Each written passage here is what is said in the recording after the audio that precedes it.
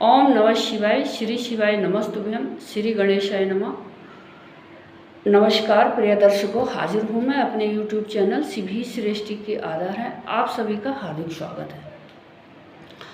प्रिय दर्शकों, मिथुन लगन और मिथुन राशि और कन्या लगन और कन्या राशि की बात है।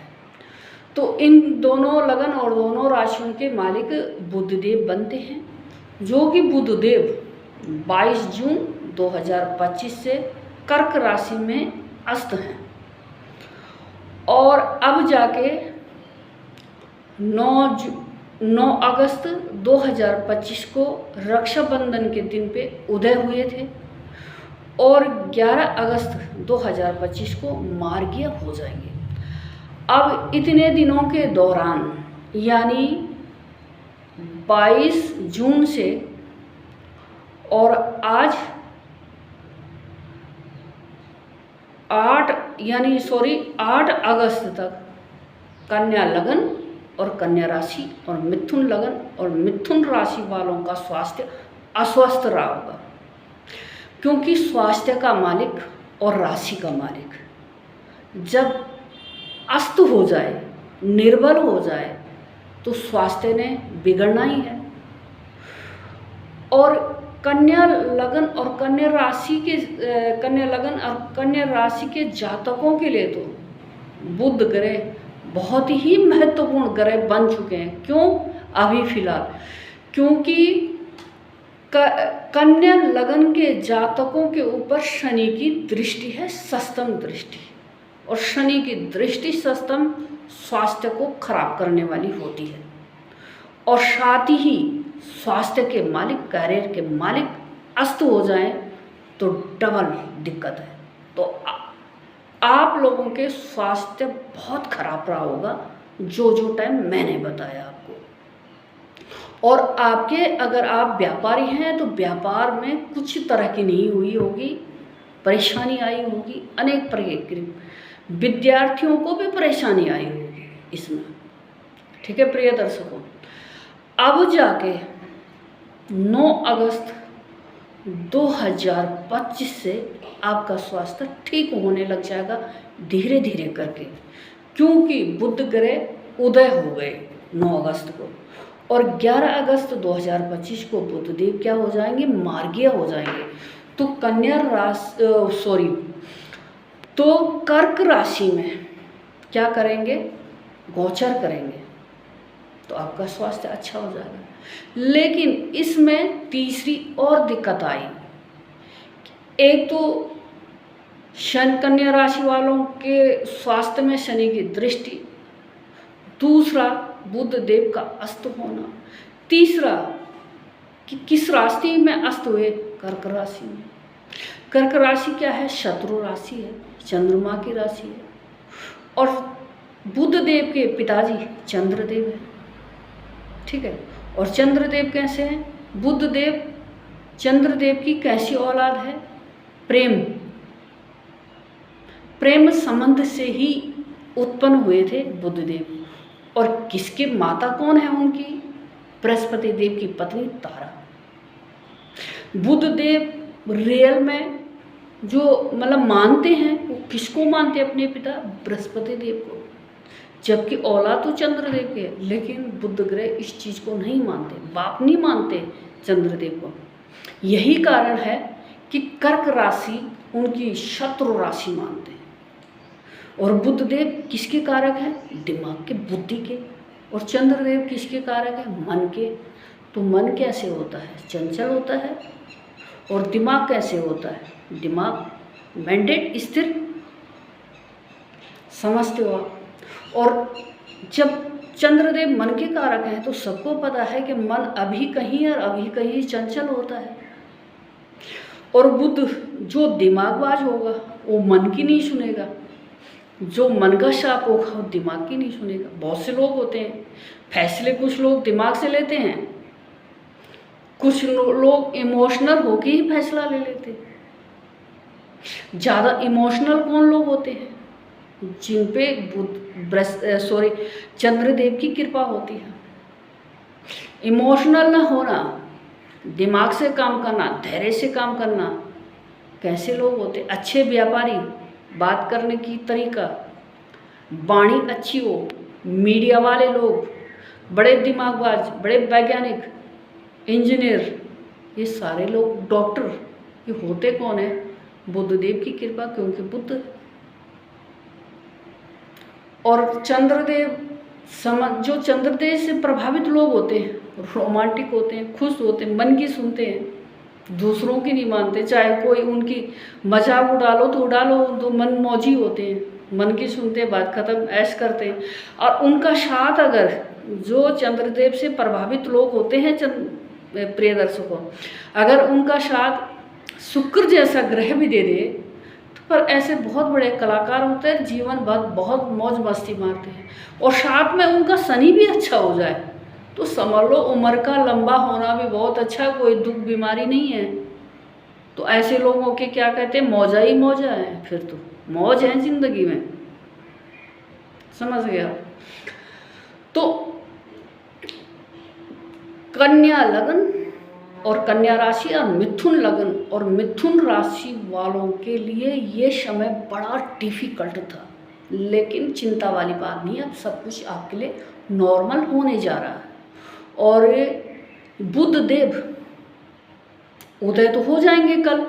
मैं आज 10 तारीख का वीडियो बनाऊँ, कल सॉरी उदय हो गए हैं, लेकिन कल मार्गीय हो जाएंगे। उदय तो हो चुके हैं रक्षाबंधन के दिन 9 तारीख, लेकिन मार्गीय कल 11 तारीख से हो जाएंगे। तो आपका स्वास्थ्य ठीक होने लग जाएगा। अब बुध देव कर्क राशि में कब तक रहेंगे? प्रिय दर्शकों, 30 अगस्त तक इस राशि में रहेंगे। फिर 30 अगस्त के बाद कर्क राशि से निकल करके सिंह राशि में आ जाएंगे, जो कि कन्या लगन वालों के लिए फिर भी ज़्यादा इतना अच्छा नहीं रहेगा। कन्या राशि वालों के लिए, कन्या लगन वालों के, फिर वो 12वें भाव में चले जाएंगे। ठीक है, तो ये थोड़ा, हाँ, जैसी दीपावली का नज़दीक आएगा वैसे बुधदेव फिर कन्या राशि में आते हैं, और कन्या राशि में आके बुधदेव क्या है, बहुत अच्छा डोमिनेट कर लेंगे। आप बेहतरीन तरीके से डोमिनेट सेंटर में आ जाएंगे, लगन में। और लगन में जब भी कोई शुभ ग्रह आता है तो कुछ ना कुछ बहुत बड़ी मात्रा में शुभ फल देता है। तो प्रिय दर्शकों, ये थी जानकारी। और बहुत से एस्ट्रोलॉजरों का कहना है कि बुध देव और बृहस्पति देव आपस में शत्रु हैं। आप ही इस चीज़ का फैसला कर सकते हैं कि जहाँ ज्ञान है, मैं बोलती हूँ जहाँ ज्ञान है वहाँ जहाँ बुद्धि है वहाँ ज्ञान है। बुद्धि ही तो ज्ञान को पहचानेगा। और अगर बुद्धि ना हो और इंसान को ज्ञान हो जाता है तो उसके अंदर क्या आता है, घमंड आ जाता है, ज्ञान का घमंड आता है। जैसे हमारे सनातन धर्म में कहानी प्रचलित है कि रावण को घमंड हो गया था ज्ञान का, और जाके विनाश काले विपरीत बुद्धि, और जाके सीता जी का हरण हुआ और रावण का नाश हुआ। तो बिना बुद्धि का ज्ञान जब भी प्राप्त होता है किसी को, कुछ भी हो जाता है, नौकरी चाकरी इस कलयुग में जो भी है, तो उसको घमंड आ जाता, घमंड आता तो नाश को उल्टे सुलटे काम करता है या उल्टे सुलटे काम करती है, और उसका क्या है, विनाश का कारण भी वो बिना दिमाग वाला ज्ञान नाश कर देता है। तो आप फैसला ले सकते हैं कि ज्ञान और बुद्धि दोनों एक हैं। यही कारण है बृहस्पति बुध देव अपने पिता जो अपने दिल से विचारों से मानते हैं वो बृहस्पति देव को मानते हैं, और बृहस्पति देव ने भी गुरु होने के नाते उनको अपना पिता का दर्जा दिया कि मैं तेरा बाप हूँ। यही कारण है सनातन धर्म के शास्त्रों से भी ये बात सिद्ध होती है, और ज्योतिष फैक्ट से भी सिद्ध होता है, ज्योतिष ज्ञान से भी, कि बुध और बृहस्पति कोई शत्रु ग्रह नहीं है। मेरा मानना ये है कि मित्र ग्रह है, और बहुत से लोग बोलते हैं। तो आप कमेंट करके बताना मुझे ये कितना सही है और कितना गलत है, आप भी समझ सकते हो। तो और जबकि कन्या लगन और मिथुन लगन और मिथुन धनु लगन और मीन लगन बहुत ज़्यादा प्रभावित होते हैं। तो लगन की ज़्यादा बोल रही हूँ मैं इस समय। तो इन लगनों में जब दूसरे ग्रह एक कोई सप्तम भाव का बने, कोई सप्तम 10वें और चतुर्थ और 10वें और षष्टम और चतुर्थ, ऐसे दोनों ग्रह एक दूसरे लगन में हैं, सेंटर के मालिक हैं। समझ गए हो? धनु लगन में बुधदेव और मीन लगन में बुधदेव और कन्या लगन में और मिथुन लगन में बृहस्पति देव। कोई चौथे भाव का मालिक है तो कोई 10वें भाव का मालिक है। यहाँ सप्तम का है तो वहाँ चतुर्थ का है। तो ऐसे सप्तम और चतुर्थ और 10वें ये दोनों ग्रह एक दूसरे लगन में ऐसे हैं जो चतुर्थ भाव और 10वें भाव और सप्तम भाव बहुत इम्पोर्टेंट भाव होते हैं, इनमें बने हुए हैं। तो कहाँ से लगता है आपको कि शत्रु हैं ये? लेकिन ठीक है बोलते हैं, लेकिन मैं नहीं मानती इस बात को।